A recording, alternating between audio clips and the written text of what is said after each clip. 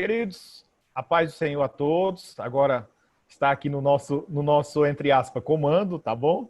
É uma satisfação mais uma vez estar aqui com os irmãos. Da última vez, nós tivemos alguns imprevistos. Eu tive a oportunidade de estar com os irmãos trabalhando a temática sobre dons espirituais, né? Os irmãos...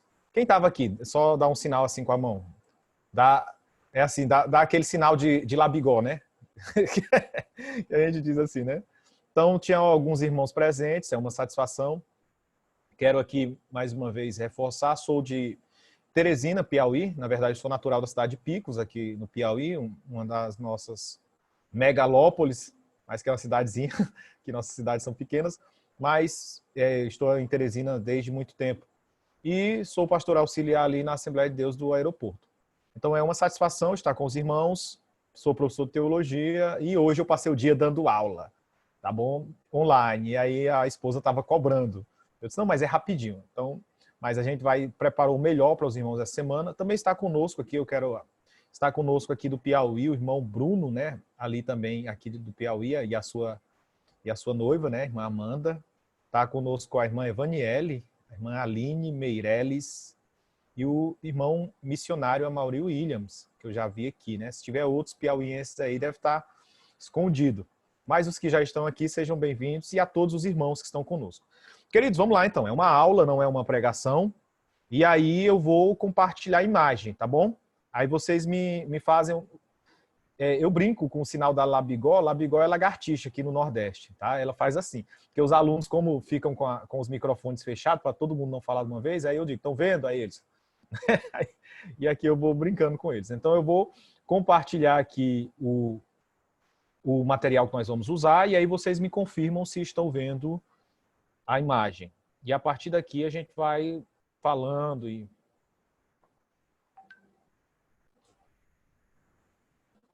Apareceu a imagem aí para os irmãos? Pronto.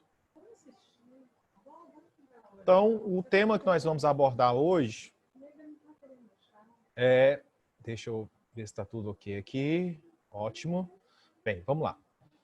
Então, essa é a temática que nós vamos abordar dentro da quinzena teológica, a expiação ilimitada. Ou, como alguns dizem, né, a expiação ela pode ser limitada, né, particular, ou ilimitada, que é o conceito que nós vamos abordar aqui né, na nossa fala. Então, eu coloquei aqui, nós vamos abordar numa perspectiva armínio-wesleyana, tá? E por que armínio-wesleyana? Porque se a gente falar só de Armínio, a gente estaria pecando, né? Porque o wesleyanismo é que tornou isso mais popular, principalmente dentro das igrejas pentecostais, na sua maioria, que querendo ou não, tornaram-se arminiana na maioria dos pontos relativos à soteriologia. Essa imagem, eu acredito que vocês já devem ter visto ela alguma vez, né? Em algum local, nas redes sociais, e ela é muito emblemática. Ela, na verdade, sintetiza a nossa fala hoje. A gente vê aqui um cordeiro, né? E esse cordeiro, ele está morto, o seu sangue está saindo aqui, possivelmente da sua garganta, e esse sangue vai formando todos os continentes, né? E aí, deixa só eu conferir aqui. Eu estou com acesso ao microfone dos irmãos? Não, né? E é porque eu queria ouvir alguns irmãos também, tá bom? Para que a gente não fique só aquele monólogo, né? Então aqui, todo mundo está vendo a imagem? Amém? Então dentro dessa imagem que a gente está vendo, aqui a gente vê justamente a mensagem central do que nós vamos pregar esta noite, né? O sangue do Cordeiro foi derramado por todo o mundo. Então a síntese da expiação ilimitada, ela se dá em cima desta mensagem que a gente já vê na tela inicial aqui. Então, o sangue do Cordeiro, ele é derramado por todo mundo. É uma imagem que nos causa um impacto inicial justamente por conta do que ela nos apresenta do que Jesus fez por nós. Então, feito esta primeira exposição, vamos então começar aqui justamente com esta pergunta. O que Jesus fez por nós, né? Então, dentro desse questionamento, todo mundo está vendo as letras, está dando para ver a imagem, tá ok, ótimo. Porque eu fiquei preocupado de ficar um pouco pequeno, porque aqui está em PDF, deixa eu ver se a gente consegue aumentar um realzinho mais. Botar aqui R$ 1 de tela, pronto. Ficou melhor. Então, dentro da nossa abordagem, do que nós vamos propor aqui, então a primeira coisa é... Pronto, então a irmã Aline está confirmando que o tamanho está ótimo, isso é bom. O que Jesus fez por nós? O primeiro aspecto é definir dois conceitos que são temas centrais da fé cristã. O Millard Erickson diz isso na sua teologia sistemática, que compreender o que Jesus fez por nós faz parte da centralidade da fé cristã. E o primeiro conceito que nós vamos trabalhar, que é os dois conceitos centrais, é obra vicária e expiatória que Cristo realizou por nós, né, no Calvário. Então, a expiatória, que faz parte do termo que nós vamos abordar, a gente vai abordar com mais detalhe nas telas seguintes. Mas eu acredito que todos vocês, em algum momento, já tenham ouvido esta expressão, obra vicária, né? E já tenham ouvido pregações sobre isso. E muitas vezes é possível que tenha se questionado, ora, afinal de contas, o que é este conceito de vicário, né? O que é isso? O que significa este conceito, né? E aqui a gente traz, primeiro, a explanação a respeito do que é o termo vicário. Então, essencialmente, né, dentro de uma análise, vicário significa essencialmente o que faz, às vezes, de outro, um substituto, né? Então, deste modo, a obra vicária de Jesus foi realizada pela sua morte, significando uma morte substitutiva em favor de outra pessoa, no caso, em nosso favor, né? Então, quando falamos morte vicária, estamos dizendo justamente isso, que Jesus ele morreu em favor de outro, e o outro, no caso, somos nós. Nós vamos já alguns conceitos sobre substituição penal, sobre conceito de expiação moral, enfim, alguns conceitos que a teologia traz em cima disso. Assim, né, compreendido o conceito de vicário, nós podemos afirmar o quê? Que Jesus morreu derramando o seu precioso sangue em nosso lugar, né? Então, esta mensagem ela é uma mensagem que nos leva à reflexão. Por que nos leva à reflexão? Porque eu acredito que nas igrejas de vocês, na maioria das igrejas, essa é uma mensagem pouco pregada, né? Eu até coloco aqui, quantos de vocês, né, convidariam alguém ou em um grande evento, né, ali da igreja de vocês, da festa de vocês, enfim, que vocês convidaram e que pregou sobre a morte de Jesus, a morte expiatória, a morte vicária e expiatória no Calvário. A gente conta, né? Conta as pregações que nós ouvimos sobre isso, porque, de fato, cada vez mais as pessoas querem uma solução imediata para as suas necessidades. E, portanto, trabalhar esta temática numa exposição, seja numa exposição sistemática, seja numa aula, seja numa pregação de domingo, parece que cansa os ouvintes, né? Mas esta, como eu já disse, o grande teólogo sistemático Millard Erickson afirma, esta faz parte da centralidade da fé cristã, né? Jesus morreu de forma vicária, ou seja, em nosso lugar. Não era o lugar dele, era o nosso lugar, né? Então, este é um ponto que nós precisamos colocar. Então, nós precisamos, de fato, entender o valor do que Jesus fez por nós. São poucos os que ensinam verdadeiramente o que Cristo fez por nós na cruz. Por isso, devemos focar na tão importante obra realizada por Jesus há 2000 anos atrás e que tem seus efeitos graciosos e estendidos até os dias atuais. Então, é o foco que... Essa é uma introdução que eu quero trazer. Chamá-los à reflexão a respeito do que Jesus fez por nós, porque é o centro da mensagem da expiação. A expiação não é outra coisa. Para além dos debates calvino, arminiano, expiação é compreender o que Jesus fez por nós e compreender sistematicamente o que isso implica, quais são as vantagens, quais são os efeitos práticos das nossas vidas, né? Tem até um versículo que hoje pela manhã eu ouvi sendo citado, e aí me veio na mente, né, que o Senhor tem preparado toda sorte de bênçãos para nós, né? De fato, Efésios diz que o Senhor tem preparado bênçãos, mas se a gente for pensar bem, essas bênçãos nos lugares celestiais. Não significa dizer que nós não podemos alcançar bênçãos ou algo nesse sentido aqui.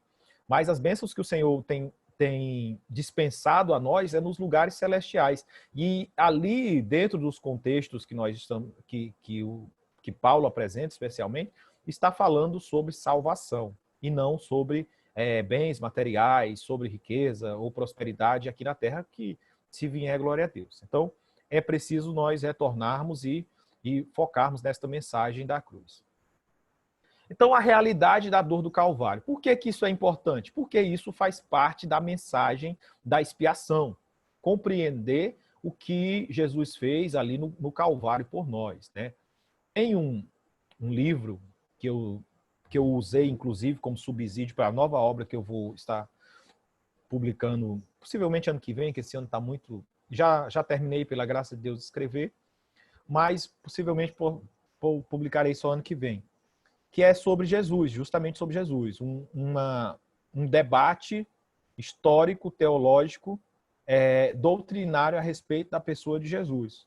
E esse livro eu usei muito, que é A Crucificação Descrita pelo um Cirurgião. Esse livro foi escrito pelo cirurgião francês Pierre Barbet, né? E ali ele vai trazer detalhadamente a verdade da crucificação. E por que a gente precisa entender que ali o que Jesus sofreu é real?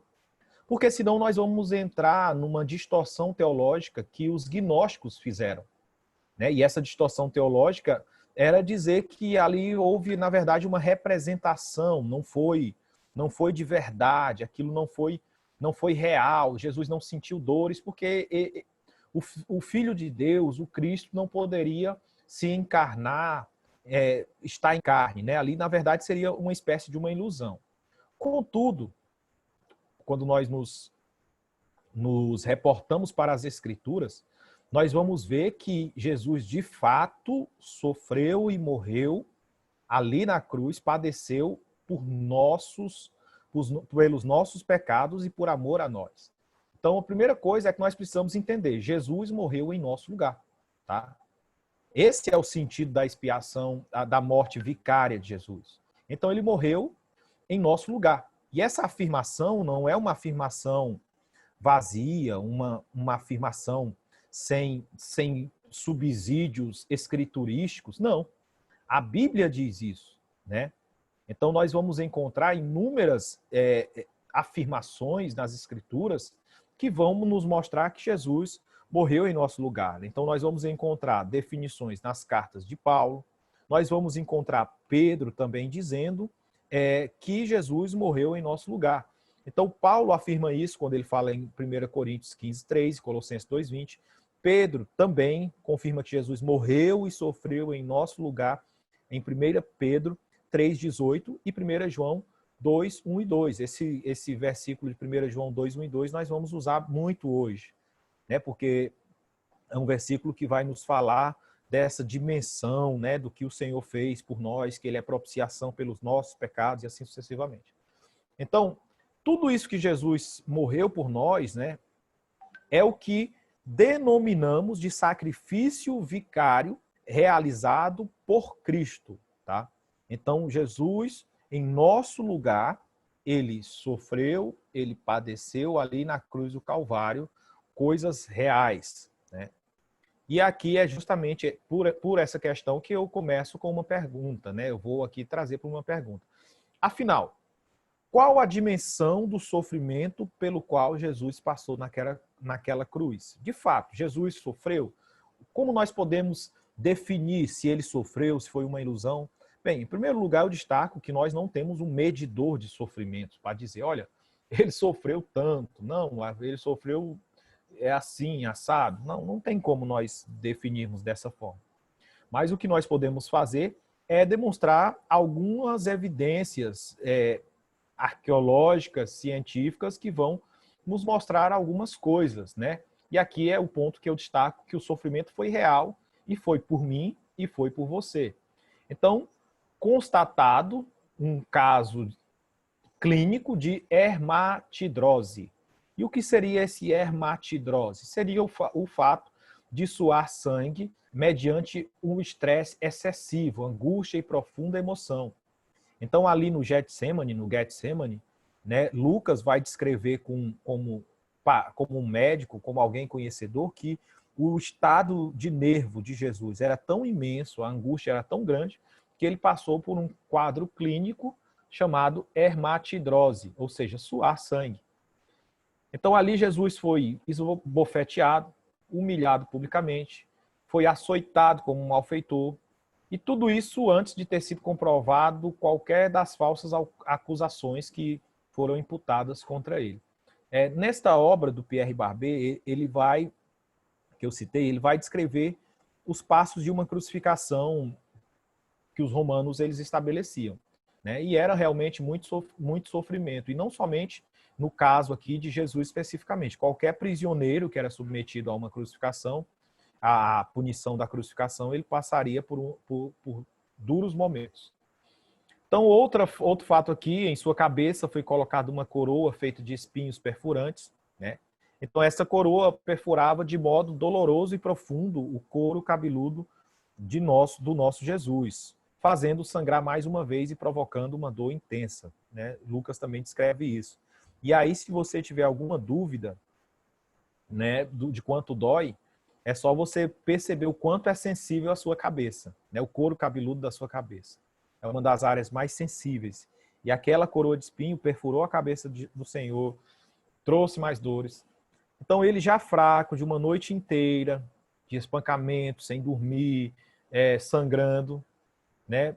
Ele vai enfrentar cerca de 600 metros com uma trave, segundo arqueólogos do período, porque o preso, a cruz era formada por duas traves, né? Uma que ficava na vertical, que já ficava para ser posta no local, e outra trave que ficava na horizontal, ou seja, nesta linha aqui que o prisioneiro levaria nas costas, a sua própria cruz, né?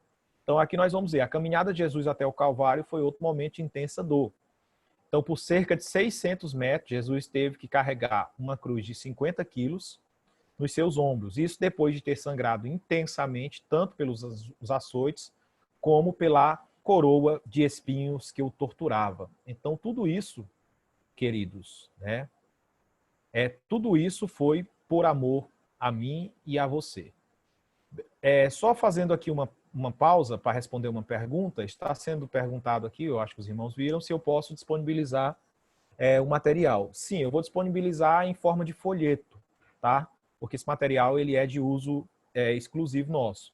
Mas eu vou estar mandando em forma de folheto, em PDF, que aí fica as anotações, inclusive, do lado, e vocês podem usá-los para reforçar o conhecimento aí de vocês no cotidiano. Então, dando continuidade aqui nesse processo, a crucificação é o momento de maior flagelo, né? Ali, depois de tudo, ali Jesus teve seus pés e mãos furados com pregos romanos, né? Pregos grandes. Então, o nosso amado mestre foi pendurado naquele madeiro, sofrendo dores imensas. Ele perdia sangue, não conseguia respirar normalmente e ainda era escarnecido. Jesus não praguejou, reclamou ou desistiu. Mais uma vez, o Pierre Barbet, ele traz uma descrição que o sofrimento que Jesus possivelmente estava passando naquele local, cada movimento que ele fazia depois de pendurado na cruz era uma dor excruciante. Para respirar, e aí ele descreve todo o processo, né? Quando, por exemplo, Jesus diz, Pai, perdoa-lhe porque ele não sabe o que faz. Então, aquele movimento de Jesus puxar o fôlego para os pulmões e respirar, eu não sei se os irmãos já tiveram, eu nunca tive, mas eu já lidei com muita gente que já teve costela quebrada, né? Eu sou policial e trabalho de motocicleta há 15 anos e muitos colegas já quebraram as costelas. E quando quebra a costela, para respirar, cada respirada parece que o mundo está se acabando, né? De dor. Então, Jesus ali na cruz do Calvário, naquela situação, para ele respirar, para falar, para ele, qualquer movimento que ele fazia, a dor era excruciante, era indescritível. Então, naquele momento de que Jesus diz, Pai, perdoa-lhe, porque ele não sabe o que faz, ali nós já encontramos o mestre sofrendo mais ainda. E aqui, por isso que o tema dessa tela é esse, o sofrimento foi real e foi por mim e por você. Isso a gente precisa lembrar. Então, a morte vicária é isso. Jesus sofreu por mim e por você. Mas essa morte, ela não foi somente vicária, né? Ela foi vicária e expiatória. E aqui essa imagem é uma imagem do filme de Mel Gibson, que talvez represente um pouco do que Jesus sofreu. Muita gente não gosta de apresentar ou de ver essa imagem, mas é um pouco do que foi de fato. Não há romantismo na crucificação, né? A crucificação ela é simplesmente desumana e monstruosa, e foi isso que Jesus passou por mim e por você.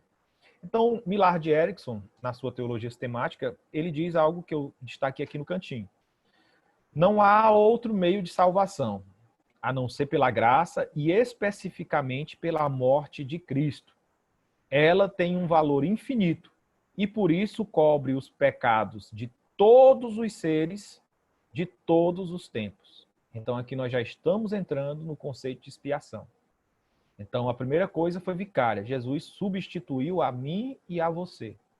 Então, mas esta morte, ela cobre, né, os pecados, ou seja, ela foi suficiente para cobrir os pecados de toda a humanidade. E agora vamos aqui para entrar no conceito de expiação mais teologicamente. Então nós já vamos teologizar um pouco mais. Depois dessa introdução mais devocional para entender o conceito de vicário, vamos conhecer então o conceito de expiação, que é o tema central da nossa fala hoje aqui. Então, qual a extensão da expiação, né, que Jesus realizou na cruz? E o que seria a extensão? O que ela alcança, né? Aonde ela chega? Foi por mim? Foi só por mim? Foi só pelos eleitos? Foi só pelos salvos? Foi por todos? Foi pelo mundo inteiro? Foi só pelos pecadores? Então, esse é o debate que se trava entre as duas principais correntes teológicas que tem se digladiado, né, vamos dizer assim, nesses últimos dias.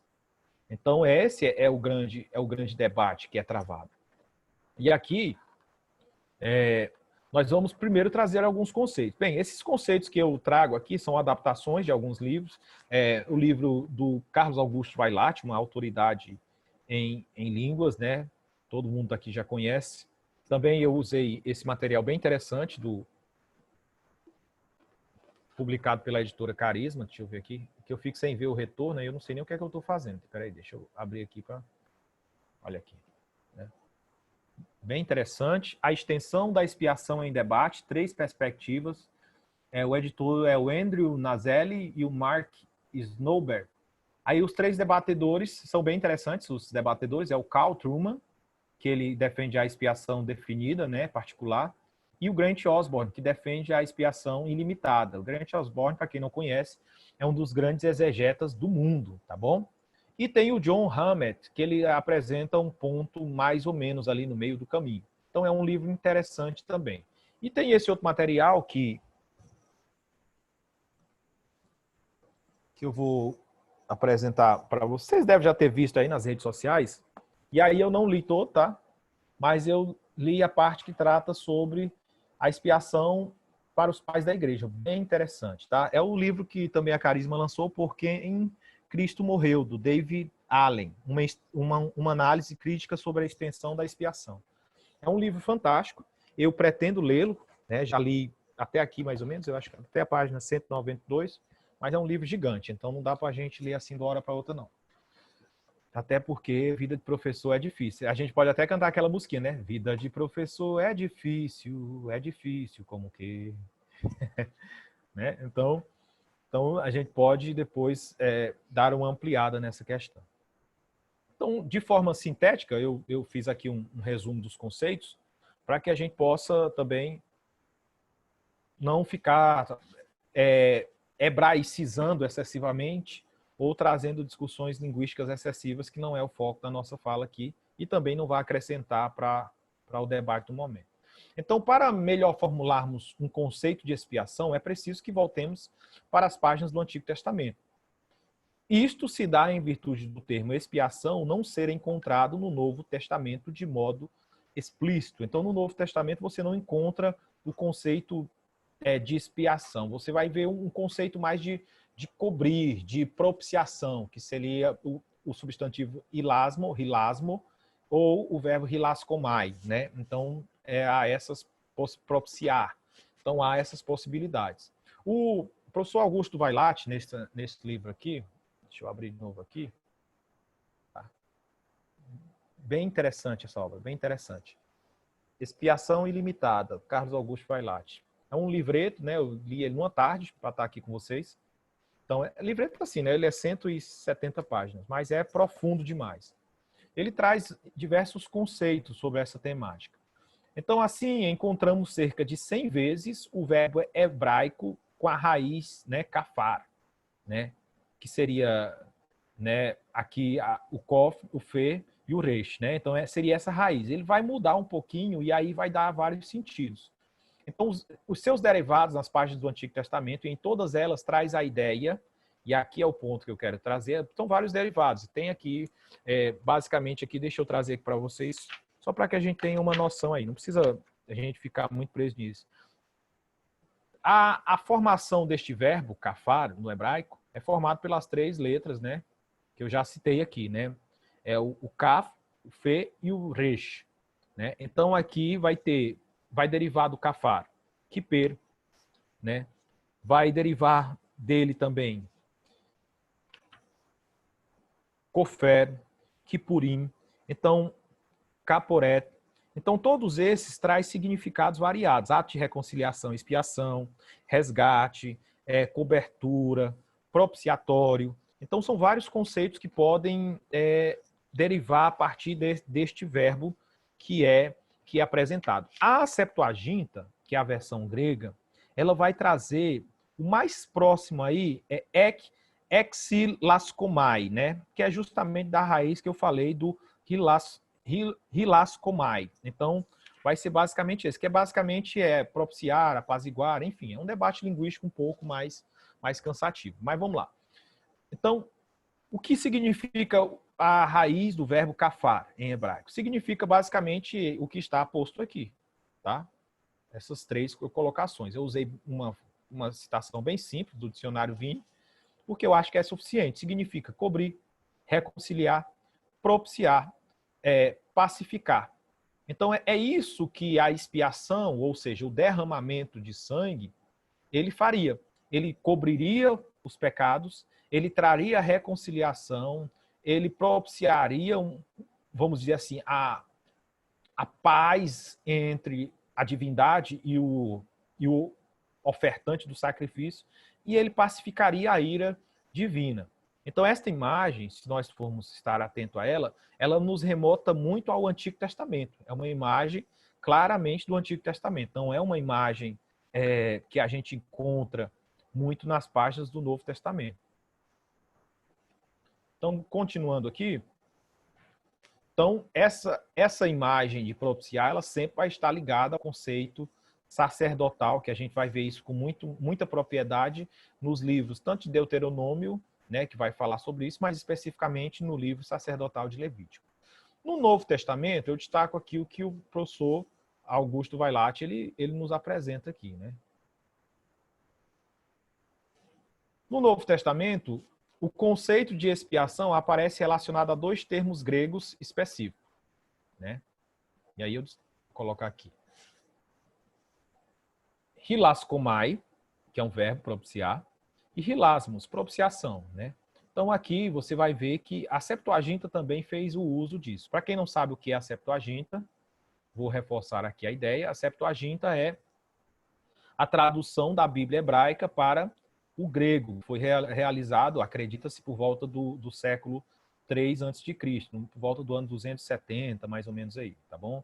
Então foi realizada a tradução do grego, aliás, do hebraico para o grego, ali pelos pensadores, alguns 70 pensadores judeus que se reuniram em salas diversas, enfim, tem toda uma história por trás disso. Gente, eu sou professor e professor é bicho assim problemático, né? Eu fico falando, aí começa a me dar uma agonia.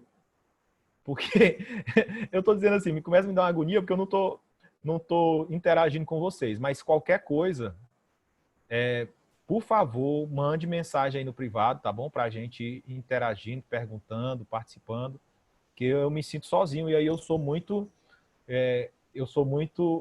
emotiva. Eu começo a me sentir sozinho, aí dá vontade de chorar, né? Que eu não vejo ninguém interagindo. Irmã Né? Em Leandra sala está de aula, fazendo uma pergunta. quem é? Leandra está com a mão levantada lá. Ah.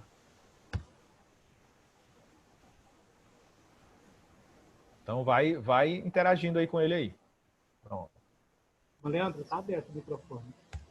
Se quiser falar, fala. Não, pastor André, foi um engano. Apertei errado aqui. Ah, tá bom então. Mas eu digo assim, então eu estou trazendo a visão teológica e qualquer coisa, vocês mandam no bate-papo aí, ou levanta a mãozinha e o pastor André vai interagir. Então, dando continuidade aqui, no Novo Testamento vai ser usado esses dois termos. Então, o primeiro caso refere-se ao ato de Jesus expiar os pecados diante de Deus como sumo sacerdote, ou seja, faz uma ligação, como nós já dissemos, à imagem do Antigo Testamento, o ato de propiciar. E o segundo termo aparece em apenas 2 versículos das Escrituras, né? 1 João 2,10, eu vou até abrir a Bíblia aqui, porque fica mais fácil para a gente estar citando versículos aí.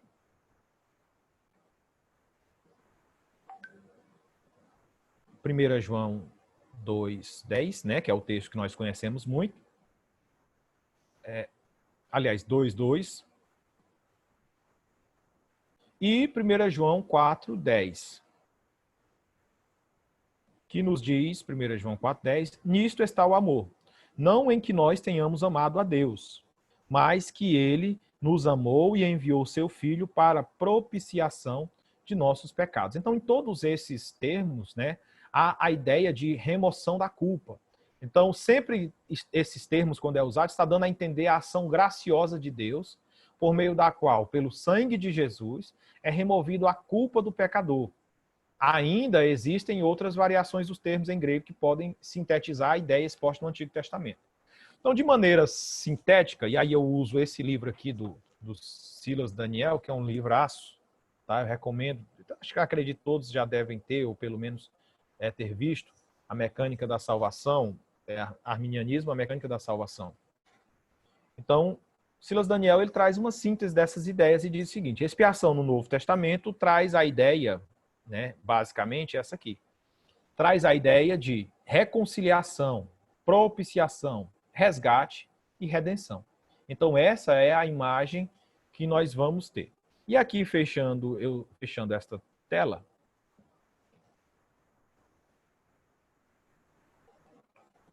deixa eu voltar aqui. Em ambos os pactos encontramos o favor de Deus, né, que é sua graça, sendo dispensada em prol de uma humanidade pecadora e carente de redenção. Tal redenção não poderia ser feita de outro modo, apenas através de um sacrifício em que fosse perfeito e definitivo. Este sacrifício, tem alguém mexendo aí na tela aí do desenho, eu acho. Ou sou eu? Não, não sou eu não. Tem alguém aí desenhando na tela. De outro, apenas através de um sacrifício e um que fosse perfeito e definitivo. Este sacrifício perfeito veio por nosso Senhor Jesus Cristo. Então, mais explicado do que isso, o conceito de expiação não dá, tá bom? Pode ser que algum doutor da estratosfera aí consiga, mas tá mastigado. Expiação, o conceito, basicamente é esse, né? O ato que Jesus, ele pela sua graça, morreu em nosso lugar de forma vicária e derramou o seu sangue, ou seja, a sua morte serviu para apaziguar, para cobrir os nossos pecados e apaziguar a ira de Deus, que a gente vai trabalhar já já no próximo slide. Vamos para frente. Agora vem um temazinho um pouco mais chato, que são as teorias, e isso eu tenho que trabalhar, tá bom? Não tem como a gente começar essa temática sem abordar isso. E aí, se vocês quiserem fazer anotações, eu não coloquei porque senão ia dar 1 milhão de slides. Eu reduzi e ainda deu 32 lâminas de slide aqui. Então ia dar 1 bilhão de slides se eu tivesse colocado tudo aqui. Mas eu vou colocando aqui, os irmãos vão... Rapaz, o Maciel tá com a coca bem geladinha aí, provocando o povo, né? É um negócio difícil. Isso é maldade. Vamos lá. Então, o debate teológico sobre a extensão da expiação. Então, a primeira coisa que nós devemos lembrar do debate teológico é conhecer algumas das teorias, né? Que fala sobre o que Jesus fez, né? O que significou essa expiação? Então, existem, pelo menos, né, alguns autores defendem até 10 teorias, mas, assim, de modo geral, todos os autores aqui abordados nesse material que eu estou trabalhando, eles trazem essas 5 teorias, que é a teoria da recapitulação, a teoria do resgate pago a Satanás, que, inclusive, nós temos muitos pregadores que defendem isso ainda hoje, a teoria do exemplo moral, a teoria da satisfação, que essa é, juntamente com a teoria da substituição penal, é a que usamos e que é a mais aceita no ramo teológico hoje. Então, basicamente, são essas aqui. Então, nós precisamos analisar essas teorias porque, a partir dela, nós vamos visualizar algumas inadequações que são feitas em relação a isso aqui. Então, a primeira dessas teorias, que é a teoria da recapitulação, todas elas, inclusive a teoria do resgate pago a Satanás, que é a mais tosca, vamos dizer assim, para o nosso entendimento, elas trazem em si alguma verdade, né? algum conceito aproveitável e respeitável, tá bom? Mas, basicamente, a teoria da recapitulação, ela diz o seguinte, aqui eu vou citar o que o próprio Irineu diz na sua obra Contra Heresias. Ele diz assim, foi escrita por volta do Irineu viveu entre 130 e 200, e diz o seguinte, quando Cristo se encarnou e se fez homem, recapitulou em si toda a longa série de homens, dando, em resumo, a salvação, de forma que o que tínhamos perdido em Adão, isto é, a imagem e semelhança de Deus, o recuperássemos em Jesus Cristo. Então, aqui há 2 pontos que merece destaque, que é a questão da perda da imagem, porque nós não cremos, a ortodoxia cristã não defende que houve uma perda plena da imagem de Deus no homem.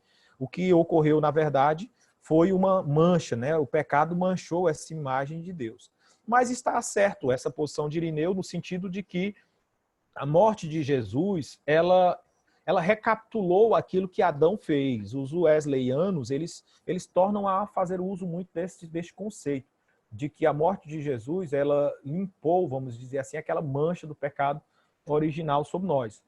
Então, a morte de Jesus, neste caso, reverte a desobediência de Adão com a sua própria obediência, né? Então, além disso, nessa obra, Irineu, ele traz o seguinte, que Cristo nos resgatou da apostasia com o preço do seu sangue. Então, essa é a visão de Irineu, que faz sentido, né? Faz sentido.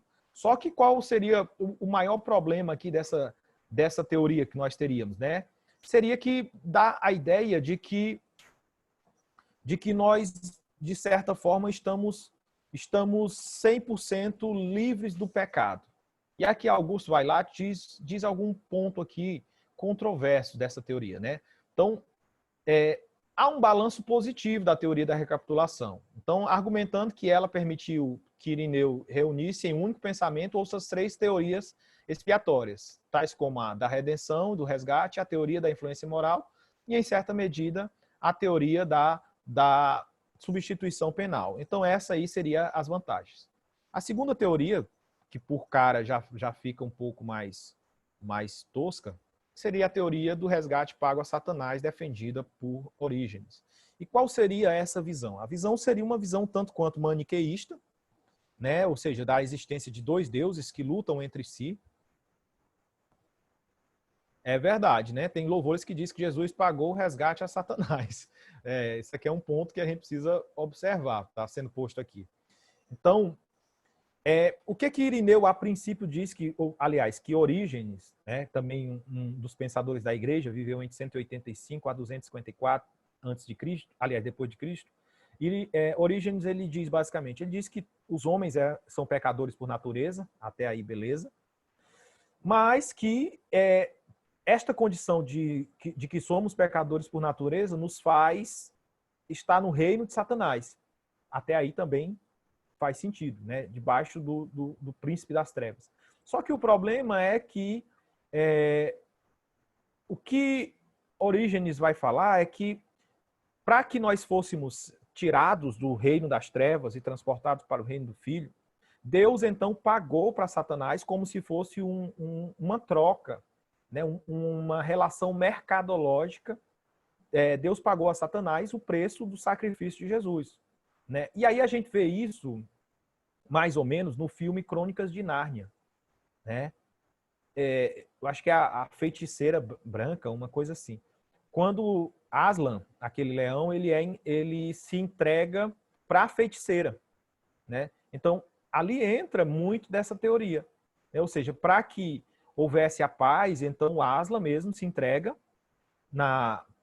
para a feiticeira e ali ele vai alcançar, de certa forma, a redenção. Então, essa teoria, por si só, ela já é fraca, né? Porque coloca Deus como um Deus fraco, como um Deus que precisa negociar com Satanás. Na verdade, coloca o diabo em pé de igualdade com Deus.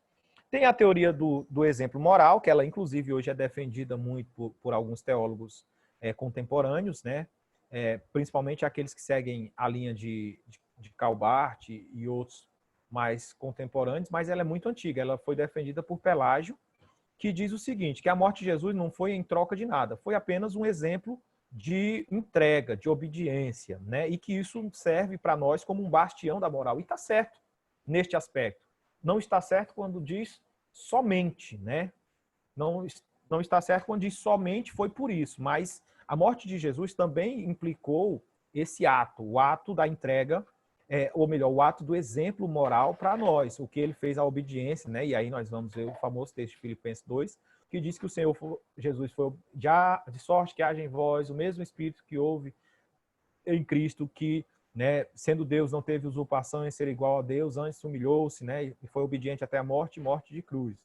Ou seja, tem esse exemplo, mas a questão é que não foi só isso.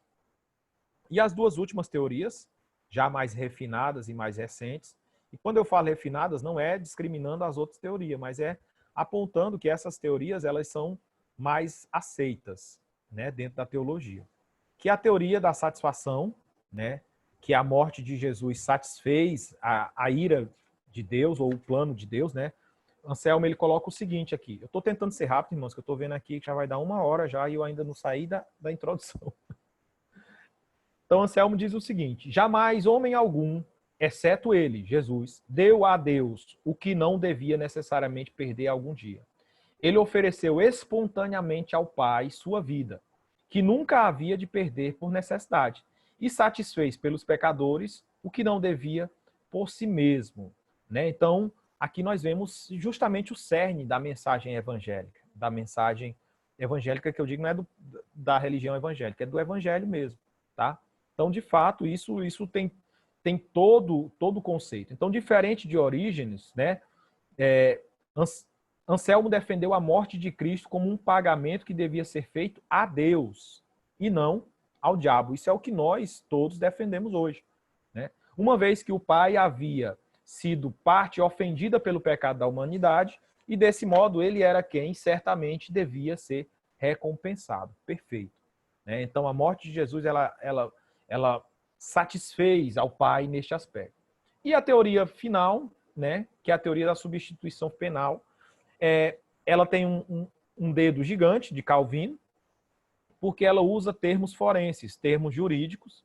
Então, Calvino usou com base na teoria de Anselmo e estabeleceu com base nas escrituras e na visão dele essa ideia da teoria da substituição penal, que basicamente consiste em Cristo interveio como intercessor, isso é Calvino falando, tá bom? Nas Institutas, ele diz o seguinte, que Cristo interveio como intercessor, tomou a penalidade que cabia a nós sobre si e a suportou, embora ela fosse merecida com justiça pelos pecadores.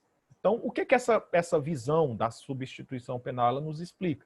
Ela nos explica que a expiação, neste caso, nessa teoria, vê o pecado como uma violação da lei divina, cuja penalidade é a morte. Desse modo, na cruz, Cristo sofreu a pena de morte no lugar do pecador e aplacou a ira de Deus. Então, esses são os resumos dessas 5 teorias. Se nós fôssemos defender aqui, neste momento, as teorias que devem ser propagadas e ensinadas, são essas 2 últimas. Então, não cantem que o preço foi pago a Satanás, não, tá bom? Porque nesse aspecto tá errado. Infelizmente, a gente escuta muita coisa aí complicada por aí afora. Então, entendido esse aspecto, vamos para frente. Agora vamos entrar aqui na polêmica mais detalhadazinha. Então, entendido as teorias da expiação, entendido o conceito, entendido tudo, agora vamos para os nossos patriarcas aqui, né? Os debates eternos, ad eternum, que nunca vai se acabar e não vai ser nós que vamos acabar, e eu nem tenho pretensão de acabar. O nosso ilustríssimo Calvino, que é esse cidadão aqui de barba, e que ele sempre é representado com essa imagem aqui, e Armínio, que é esse outro aqui.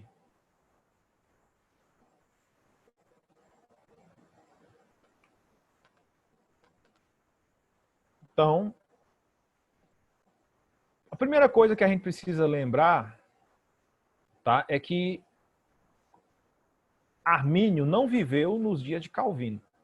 Nós já tivemos aqui nas nossas aulas, né, alguma temática aí de introdução a essas questões, até porque eu estou aqui só buscando aqui rapidamente para me ver o que foi abordado já essa semana, que eu acredito que vocês já tiveram aí boa introdução. Então, por exemplo, segunda-feira vocês tiveram aí, né, o dia 1º, introdução ao arminianismo, né, com Silas Daniel, é o fraco. Na terça do dia 2, mecânica da salvação, com Silas Daniel também, né? Dia 3, poder pentecostal, com Gutierrez. E dia 4, com Vinícius Couto, depravação total, eleição condicional, com Kleber Maia. Então, vocês já estão fera nesse debate introdutório aqui sobre Calvino e Armínio. Então, não vou nem me ater nisso aqui. Só um fuxico aqui de sala de aula. Vocês tiveram aula com esse povo todo aí? Vamos lá, Operação Labigó. Rapaz, pois é, então vocês estão muito bem. Essa é uma semana muito proveitosa. Né? Se fosse para pagar as ofertas desse monte de pregador, você estava morto. Não tá aí ao menos R$100 por cada um. Né? Semana abençoada, então. Então, basicamente, você já conhece aqui todo o debate, não vou me ater muito nessa introdução, porque você já deve estar abusado. E aqui eu trago um ponto que é essencial, não tem como falar da expiação e não falar disso aqui. Então, vamos lá, deixa eu baixar aqui. Então, esses aqui são 5 pontos que, organizados sistematicamente pelos calvinistas, né? Que, na verdade, não foi Calvino que organizou esses pontos. Na verdade, isso é uma resposta ao que os remonstrantes fizeram. Então, basicamente, o calvinismo ele apresenta 5 pontos. Depravação total depravity, inconditional election, eleição incondicional, limited atonement, que seria, aqui é o ponto que nós divergimos bastante, tá?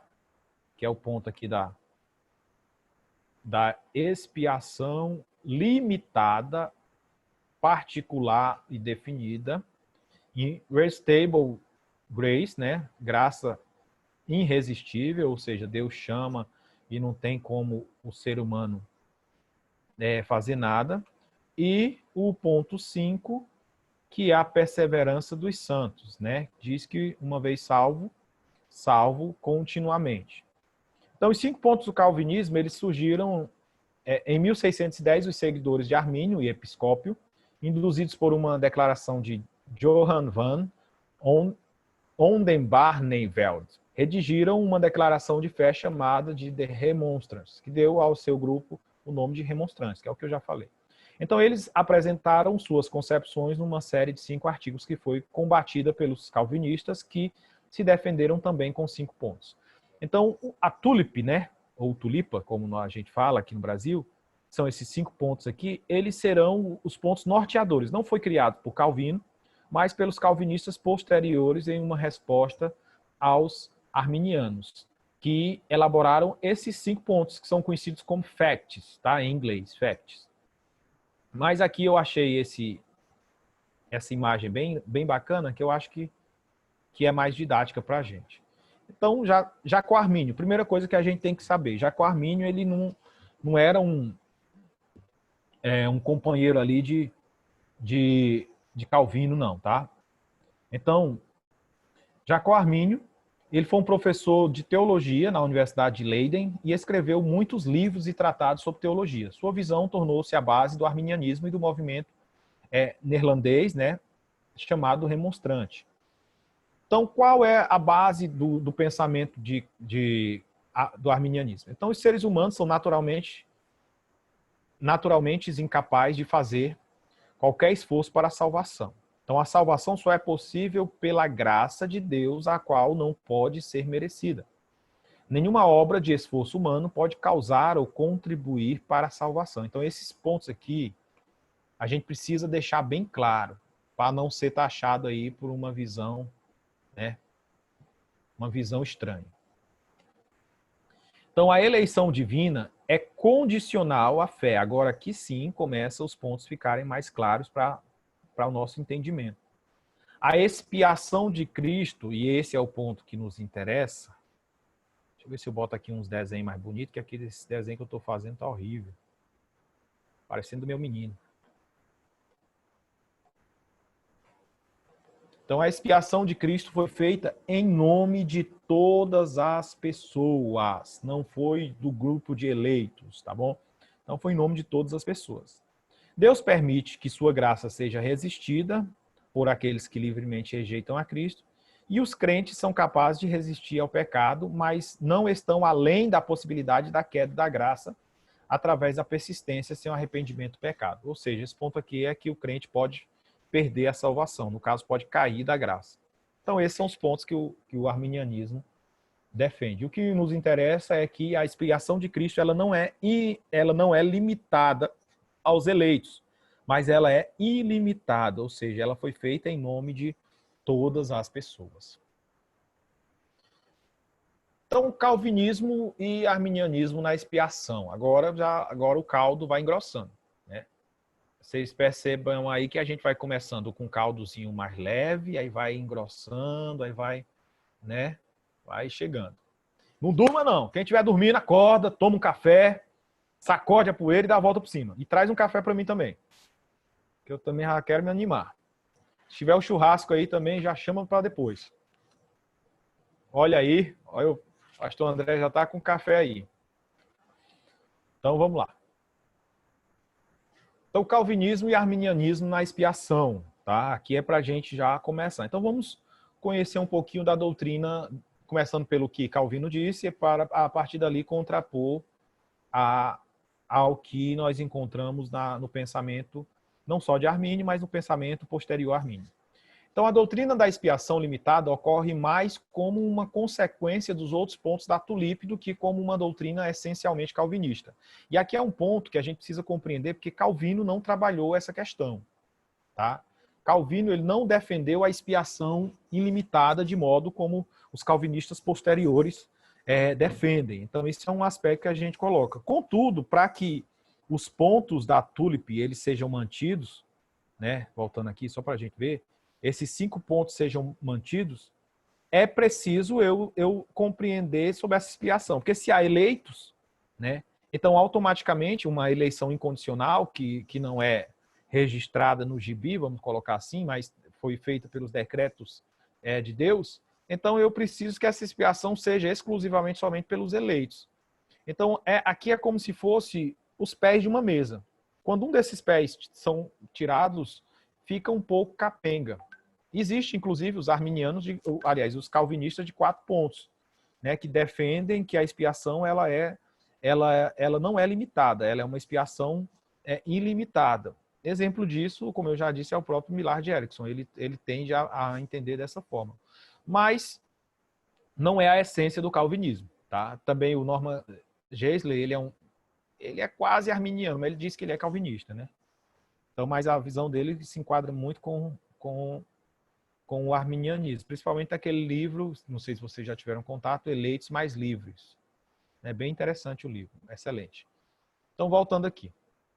Então, a primeira coisa que nós temos que ver é isso, não é uma doutrina essencialmente calvinista no sentido de ser feita por Calvino. Então, isso porque o próprio Calvino, né, nunca creu nela. Ele escrevia justamente o contrário.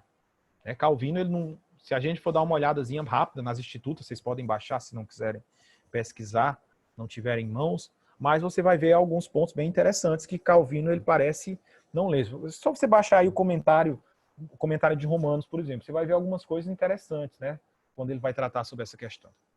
Então, algum tempo após a morte de Calvino, um de seus principais discípulos, Teodoro de Beza, acrescentou a expiação limitada ao perceber que ela era uma consequência lógica e irredutível dos outros pontos calvinistas. Então, Teodoro de Beza, eu acredito que o pastor Silas Daniel ali é bom de história, né? Ali quando começa a falar de história da igreja e etc., ele vai longe.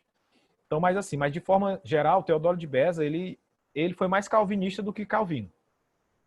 Né? Então, ele que reforçou, foi ele que perseguiu Armínio e os demais arminianos posteriores. Então, a partir daí foi que houve essa ampliação desse debate. Então, isso é importante a gente lembrar. Então, basicamente, esse ensino consiste na tese de que Jesus, acredite quem quiser, não morreu por todos. Cristo morreu apenas pelos eleitos. Né? Então, a morte de Jesus ela foi exclusivamente pelos eleitos. Então, portanto, a expiação foi limitada. E esse é o ponto que é colocado lá. E por que surgiu? Pela lógica que nós já falamos. Né? Se Deus não oferece a salvação a todos, Jesus não podia ter morrido por todos, obviamente. Se Deus oferece salvação somente pelos eleitos, automaticamente Jesus tinha que morrer somente pelos eleitos. Então, para que morrer por alguém que não teria a mínima chance de salvação? Isso seria um contrassenso, um nonsense. Né? E a gente precisaria aí, ficaria meio em cima do muro nessa temática. Então, a expiação limitada surgiu como uma forma de complementar os outros pontos da TULIP. E aqui vem um ponto que eu quero que vocês foquem bem. Tá? Não propriamente como um ensino baseado nas escrituras. Então, é muito complicado. Nesse material que eu já mostrei para vocês, a extensão da expiação em debate,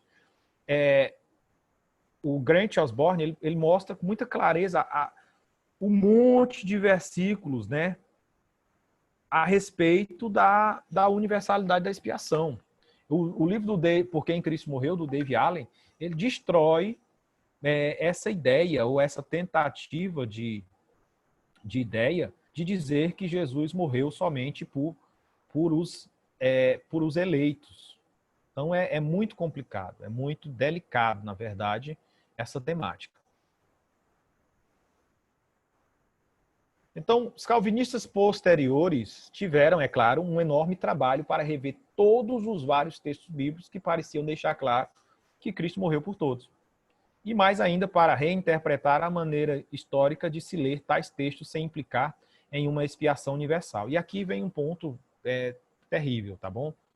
Que é o que eu venho falando. Então, na história da igreja, a ideia de expiação limitada, ela não tem base, ela não tem fundamento histórico. Então, ela é uma invenção recente, uma invenção nova. Então, desta forma, os inúmeros textos bíblicos que explicitamente dizem que Cristo morreu por todos teriam, de qualquer jeito, que significar o oposto disso. E aí, eu destaco aqui Edwin Palmer, que é um calvinista, um hipercalvinista, que para tentar justificar os textos, ele vai dizer que todos nunca são todos, né? Então, deixa eu voltar aqui. Então ele vai dizer o quê? Que todos não são todos, para poder subsidiar essa questão. E aí nós vamos tentar aqui, de uma forma mais simples, trazer um esclarecimento para os irmãos. Então, o próprio Calvino contra a expiação limitada, né? Então, aqui eu vou destacar o que Calvino diz no comentário aos Gálatas, né? Você pode baixar isso online, os comentários de Calvino estão disponíveis, se não tiver como comprar. Eu tenho dificuldade de investir nessa questão aí, mas eu pretendo comprar um dia. Então, em seu comentário aos Gálatas, olha o que Calvino diz. Mas essa maldição, né, a maldição que Jesus sofreu na cruz, não parece se encaixar na brandura de um apóstolo que deveria desejar que todos pudessem ser salvos e que, portanto, nenhum perecesse. Eu replico que isso é verdadeiro quando temos os homens em mente, porque Deus, aqui eu vou destacar aqui essa parte final, porque Deus recomenda-nos a salvação de todos os homens, sem exceção, mesmo porque Cristo sofreu pelos pecados do mundo inteiro, né?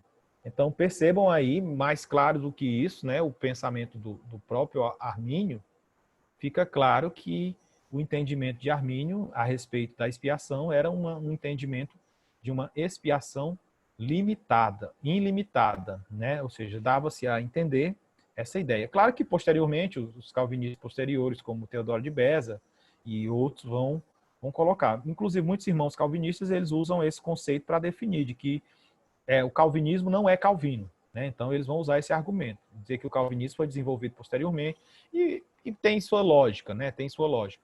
Mas o que a gente precisa lembrar é que esse não era o pensamento primário dos irmãos que defendiam esta visão teológica. Então, Calvino, de modo geral, ele cria similarmente ao que os arminianos creem. E aqui é o que nós vamos destacar aqui, o que ele põe nas Institutas, né? Então, está escrito aí. Devemos agora ver de que modo nos tornamos possuidores das bênçãos que Deus concedeu ao seu Filho unigênito, não para uso particular, mas para enriquecer o pobre e o necessitado. E a primeira coisa em que devemos prestar atenção é que enquanto estamos sem Cristo, e esse é o ponto que nós também defendemos, em que devemos prestar atenção aqui, enquanto estamos sem Cristo e separados dele, nada do que ele sofreu e fez pela salvação do gênero humano é de mínimo benefício para nós. Então, esse é o sentido. Aqui Calvino diz que o sofrimento de Jesus foi pelo gênero humano, ou seja, pela humanidade, mas que esse ponto ele só é ativo na vida daquele pela fé. E esse é o ponto que os remonstrantes colocam. Deixa só eu voltar aqui, só para vocês verem o que foi declarado, o que os remonstrantes eles destacam aqui. Só para me abordar. Eu destaquei aqui, deixa eu ver se eu acho rapidamente. Pronto. Basicamente, os remonstrantes dizem isso aqui, ó. Jesus Cristo é o Salvador do mundo, morreu por todos e cada um dos homens, de modo que obteve para todos, por sua morte na cruz, reconciliação e remissão dos pecados. Contudo, de tal modo que ninguém é participante desta remissão, senão os crentes. Então, ou seja, o que ele está dizendo, os remonstrantes disseram aqui? Isso que Calvino disse, Jesus morreu por todos. Mas só é participante dessa remissão aqueles que mantêm-se unidos em Cristo pela fé. Então, esse é um ponto que a gente deve levar em consideração nesse debate. Então, aqui já ampliando aqui os debates, então, arminianismo defende a expiação ilimitada pelos seguintes motivos. E aqui eu vou contrapor o pensamento dos irmãos arminianos e dos irmãos calvinistas nesse material que eu estou propondo aqui. Então, o primeiro aspecto, eu vou só destacar 3, porque senão nós iríamos passar uma semana falando só sobre isso. Então, é o amor ilimitado de Deus. Então, a primeira razão pelo qual os arminianos rejeitam a visão de uma expiação limitada é porque ela limita o amor de Deus. Então, é como se... E isso, alguns irmãos calvinistas dizem isso com muita clareza, que Deus ama os eleitos. Então, é como se limitasse o amor de Deus. Então, se textos como João 3,16 não falam que Deus amou o mundo todo e se entregou por ele, mas apenas pelo mundo dos eleitos, então o amor de Deus é limitado a eles. coisa que não tem. A gente vai depois trabalhar isso aqui nos dois conceitos de mundo e todos, vai ver que aqui, de fato, mundo é mundo e todos é todos. Então, Deus não poderia verdadeiramente amar alguém sem nem ao menos oferecer uma oportunidade de salvação a ele. Deus não amaria alguém por quem ele não quis morrer. Morrer pelo próximo é um ato de amor que os calvinistas negam aos não eleitos. E aí, se você entender isso, o próprio Jesus ensina isso, que nós devemos dar a vida pelos nossos irmãos. Pedro reafirma isso, né? Nós devemos dar a vida pelos nossos irmãos, que é nisso que conhecemos o verdadeiro amor, que ele se entregou por nós e que nós devemos dar a vida pelos nossos irmãos, 1 Pedro 3,16 e assim sucessivamente.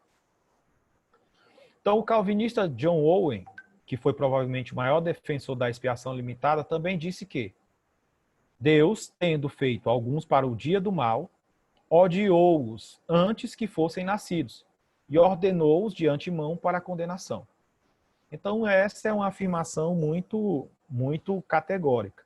E aí, William Lane Craig, um grande filósofo, ele responde a isso em um debate que está disponível nas redes sociais, dele contra o islamismo, que também vê essa visão, tem essa visão basicamente do calvinismo. E aí ele diz o seguinte: além de ser todo-poderoso, onisciente, onipresente, o maior ser que pode ser concebido deve ser também todo amoroso, pois obviamente é melhor ser amoroso do que ser não amoroso. E Deus é um ser moralmente perfeito.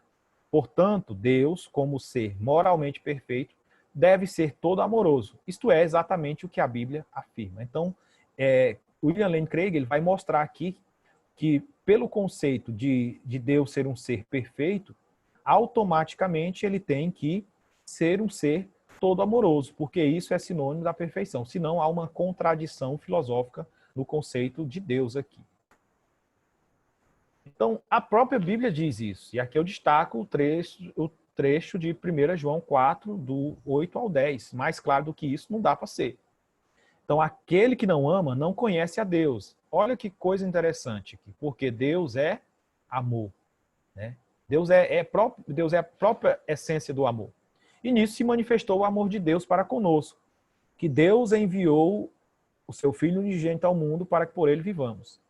Nisto está o amor, não em que nós tenhamos amado a Deus, mas em que, e aqui eu quero que vocês destaquem isso bem, mas em que ele nos amou a nós e enviou seu Filho para a propiciação de nossos pecados. Então, olha que texto tremendo, né? Que coisa tremenda que aqui está. Então, por essa razão, nós já descartamos a possibilidade de Deus não ter amado toda a humanidade nesse aspecto. Então, Norman Geisler, né? Ele vai dizer o seguinte, no seu livro aqui, Predestinação e Livre-Arbítrio, um livro muito bom, que vocês também conseguem aí comprar por um preço bom e baixar em PDF. Então, é muito, muito interessante.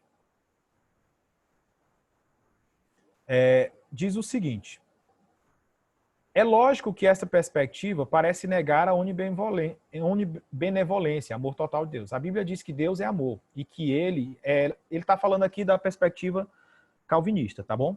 De que Deus ama só os eleitos. A Bíblia diz que Deus é amor e que ele ama o mundo. De fato, para com Deus não há acepção de pessoas. Não apenas no que concerne à sua justiça, mas em todos os seus atributos, inclusive seu amor. De fato, se Deus é simples no sentido de ser único, né? Ele não é vários deuses, seu amor estende-se por toda a sua essência e não apenas em parte. Daí decorre que Deus não pode amar parcialmente. E aqui eu fecho com esta palavra do Norman Geisler. Mas se Deus é todo amor, de que maneira ele pode amar apenas algum, de modo a conceder-lhes, e somente a eles, o desejo de salvar-se? Então, essa é uma pergunta filosófica que o Norman Geisler apresenta e que está altamente respaldada na Bíblia. Então, isso deixa claro que Deus amou a toda a humanidade, que o sacrifício de Jesus ele é possível de ser alcançado por todos os seres humanos, né? Porque a redenção ou a expiação foi por toda a humanidade. E aqui vamos analisar alguns textos calvinistas que debatem essa questão da expiação limitada. Então, aqui de maneira genérica, nós vamos encontrar raros textos que vá deixar claro, né, esse conceito. Pode até dizer que Jesus morreu pelas suas ovelhas, pela igreja, mas não diz que é somente por, né? Não diz que é exclusivamente por. E esse é um ponto que a gente vai. Então, até textos que é encontrado na Bíblia para defender a expiação limitada, até porque essa doutrina nunca surgiu através de descoberta de textos bíblicos, mas apenas para dar sentido ao restante da tulip. Então, nenhum dos versículos utilizados pelos calvinistas dizem qualquer coisa parecida como eu morro somente pelos eleitos, ou eu não morro pelos não eleitos. No máximo, e no melhor dos cenários, o que eles têm são textos que dizem que Deus morreu pelos eleitos, o que nenhum arminiano nega. De fato, Deus morreu pelos eleitos, né? Mas não somente por os eleitos. E aqui tem dois textos que é muito claro. Esses textos são usados, inclusive o Carl Trueman usa eles. Assim como o Pai me conheceu, eu conheço o Pai, e dou a minha vida pelas ovelhas. Ou seja, ele vai dizer que aqui Jesus está dizendo que somente as ovelhas que são objeto do sacrifício de Jesus. O que é errado. Porque aqui Jesus está falando que ele dá a vida pelas ovelhas, mas não somente. E aqui um texto também que é muito usado é a questão de que Cristo amou a igreja e entregou a si mesmo por ela. E vai ser usado com a colocação de que Cristo, ele amou exclusivamente a igreja. Então aqui nós não negamos, nunca, jamais ninguém vai dizer que Jesus não morreu pelos eleitos. Sim, e Armínio principalmente, ele defendia essa ideia dos eleitos, né, que seriam aqueles que perseveram, que permanecem até o fim. Então tem muito essa questão aqui. Mas nós precisamos observar que Cristo morreu pelos eleitos, mas não somente pelos eleitos. Foi pelo mundo inteiro. Então este é o ponto de debate. Então se usarmos esses versos como esses na defesa de uma expiação limitada, a gente pode usar também Gálatas 2:20. E é a mesma lógica. Porque em Gálatas 2:20, Paulo diz o quê? Que Cristo morreu por ele. Então nós vamos ter que afirmar que Jesus morreu exclusivamente por Paulo, né? Então é a mesma lógica. Se a gente for usar aqueles textos para dizer que Cristo morreu somente pelas ovelhas ou pela igreja, esse texto também vai ser da mesma forma. Fui crucificado com Cristo. Assim já não sou eu quem vive, mas Cristo vive em mim.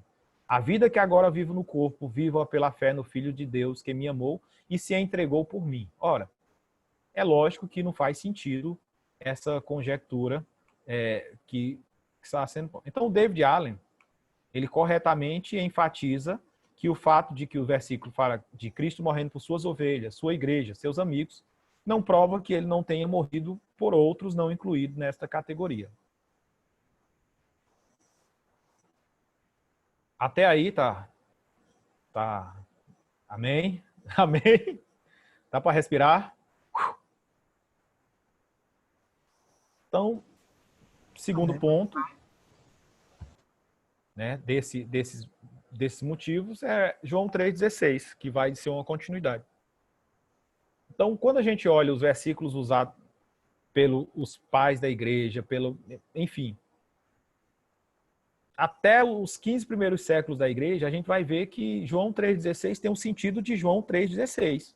Não é diferente. Mas após Teodoro de Beza, vai haver algumas modificações.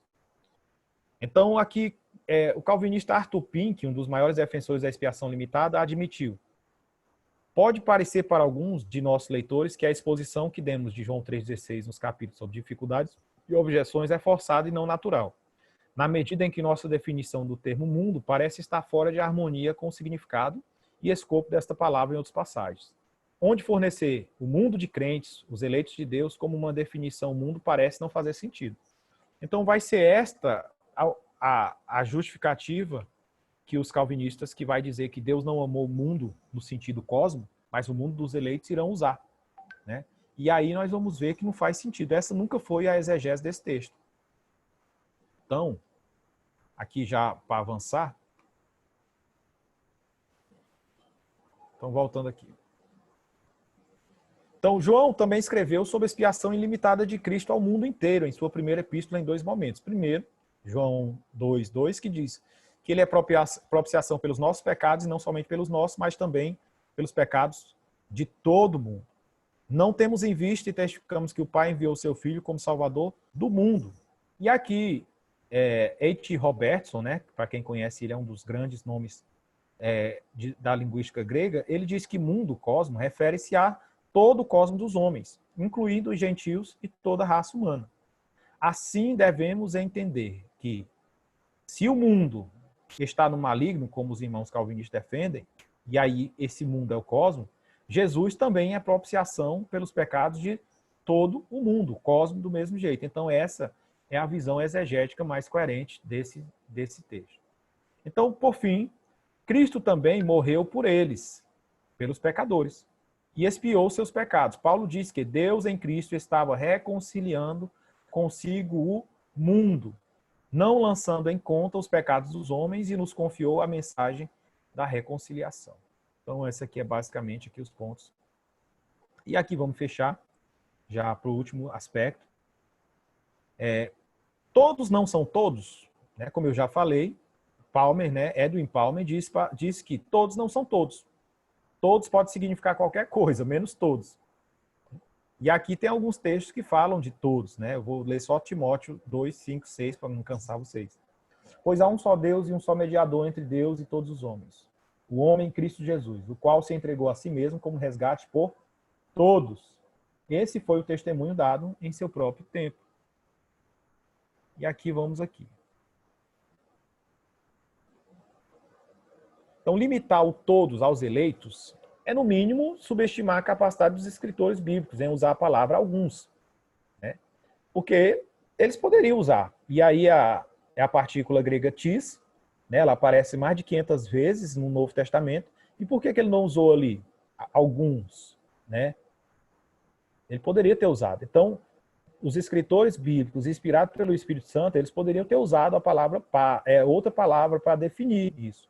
Mas foi empregada 526 vezes em outras situações, mas quando fala da salvação, do resgate, Paulo e outros autores usam todos. Não faz sentido. Então, essa é uma distorção. Então, em algum lugar disso, Paulo dizia que a expiação foi por paz, né? Paz, panta.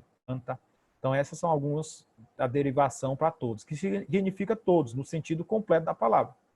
Simplesmente não existe outra palavra no grego que transmita um grau maior de extensão do que essa. Todos é todos. E aí, mais uma vez, Norman Geisler, ele diz algo tremendo, e aí eu quero que vocês anotem isso. Então, Geisler observa essa contradição, diz que se todos não significa todos, os seres humanos caídos, então o que o termo significa em Romanos 3, 23, que diz, todos pecaram e estão destituídos da glória de Deus. Significa que somente os eleitos que pecaram? Então, Norman Geisler, no seu livro Eleitos mais Livres. Tá? Por fim, nenhum calvinista admite que em Romanos 3, 23, o todo seja interpretado como algum, porque sabem que está em um contexto teológico e não informal. Então, nós também sabemos que a exceção de João 12, 19, que fala ali todos um conceito informal, então ali pode não ser todos, porque está falando de um modo mais informal, não se aplica a Hebreus 2:9, Timóteo 5:6, 2:5-6, e também não a Romanos 3:23, porque são contextos teológicos que pedem que seja visto da forma como realmente é. E aqui, já fechando a minha fala, demais textos que apontaram para expiação ilimitada. Eu comecei aqui, vocês podem ver que mudou o padrão, é porque senão ia ficar a tela aqui para o infinito. Eu coloquei só a referência. Eu tenho aqui as referências, mas aí... Então, eu fiz aqui um quadrozinho simples, né? Primeiro aqui o assunto, né? Remissão dos pecados. E aí, 1 João 2:2 diz aí como está visto. Ele é propiciação pelos nossos pecados, então, e não somente pelos nossos, mas também pelos do mundo, de todo mundo. Isaías 53 vai falar que o Messias levou o pecado de todos nós. Então, diz aí, todos nós andávamos desgarrados como ovelhas. Cada um se desviava pelo seu caminho. Ou seja, olha só o que Isaías está colocando. Isaías está colocando aqui que todos estavam desviados, não eram eleitos, eram desviados. Mas o Senhor, e aqui percebam isso, mas o Senhor fez cair sobre ele a iniquidade de todos nós. né? Isaías 53, 23. E aí nós vamos ver vários conceitos. Então, o próximo aqui, Mateus 18, diz que o Pai Celeste, ele quer que os pequeninos não se percam, né? Então, essa é a vontade de Deus, a salvação.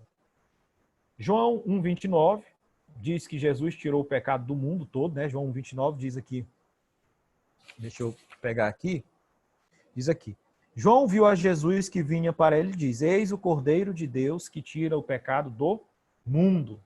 Então, Romanos 3,23 diz que Jesus é a redenção dos pecadores. Voltando aqui para fechar. Romanos 5,6 diz que Jesus morreu não pelos eleitos, mas que Jesus morreu pelos ímpios. E como é que eu vejo isso? Olha só o que diz aqui. Porque Cristo, quando nós éramos fracos, morreu ao seu tempo pelos ímpios. Não pelos eleitos somente, pelos os que já foram escolhidos, mas pelos ímpios, pelos pecadores, por todos, né? Não por uma classe específica.